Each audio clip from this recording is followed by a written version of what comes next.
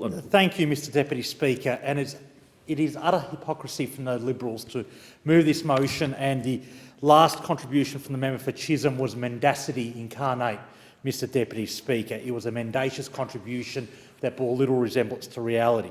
The truth is, Mr Deputy Speaker, that the health of Australians is the #1 priority for Labor members of Parliament, and the health of my community in Shortland is at risk due to the changes to Medicare that came into effect earlier this year. The Liberal Party abolished Medicare when it came to power in 1975, and they took to 3 separate elections in the 80s and 90s, a policy to abolish Medicare. The only change now is they do it by slices rather than outward abolition. The GP tax was one example of their attempts to kill Medicare. And we only saw it this year. On January 1, the Morrison government cut bulk billing incentives to doctors in the Hunter region and 13 other regions throughout Australia, making it harder for doctors to bulk bill even those who need it most. Notices have gone up in doctor surgery saying they will no longer be able to bulk bill, and others have put up their fees.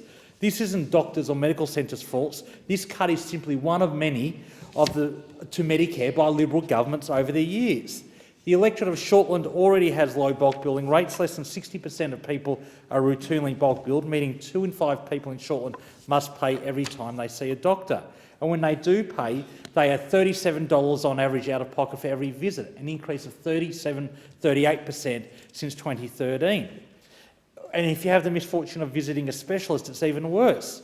4 out of 5 people aren't bulk billed when they see a specialist, and the average out-of-pocket expense is $80. The cuts to Medicare bulk billing incentives will only make matters worse for my region. Unfortunately, the Lower Hunter combines some of the lowest bulk billing rates with some of the highest rates of disadvantage. Windale and Mount Hutton are amongst the most disadvantaged communities in Australia, with particularly high levels of children living in poverty. People living in these communities cannot afford to pay to see a doctor. Those who are already paying to see a doctor cannot afford to pay more. And when people can't afford to go to the doctor, they do 2 things. They go home and they suffer in silence, or they go to the hospital room and clog up our emergency departments, which is a much more expensive form of treatment. And for those who go home, if their illness gets worse and they then present to hospital, that is much more expensive than seeing a primary healthcare provider in a GP. And I've been inundated with calls on this issue from people in my electorate. Constituents such as an aged pensioner who is a retired registered nurse who was forced into retirement due to a chronic back injury. He needs to see his GP every month and says if his doctor did not bulk bill him, he would no longer be able to afford to visit him. These appointments are crucial, as this is when this pensioner is provided with the prescriptions for his medication to help with his pain. Or another pensioner, Cal, who has rheumatoid arthritis and diabetes, and she's told me that her GP no longer bulk bills.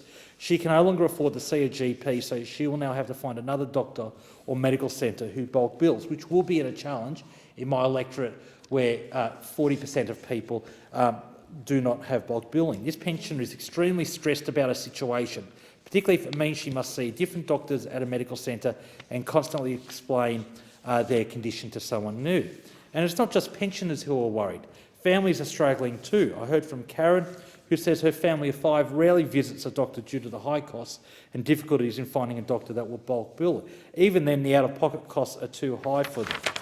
I also heard from a mother of 2 young children who lives off a single income. She said, while seeing a GP is a must, it is currently a luxury due to the high costs. These cuts to bulk billing incentives are unconscionable and are hurting the most vulnerable in our community. I've written 3 times to the Health Minister and again asking him today, please restore the bulk billing incentives to doctors in the Hunter. For the Coalition to move a resolution bragging about their support for Medicare is hypocrisy. It is hypocrisy. This party abolished Medicare when they came into power in 1975. They took to 3 separate elections policies to abolish it in the 80s and 90s, and we've seen attack after attack while they're in power now, whether it's the GP tax or the cuts to bulk billing incentives that are going on right now in my region. Medicare is the most popular institution in this country. It's the bedrock of public health in this country.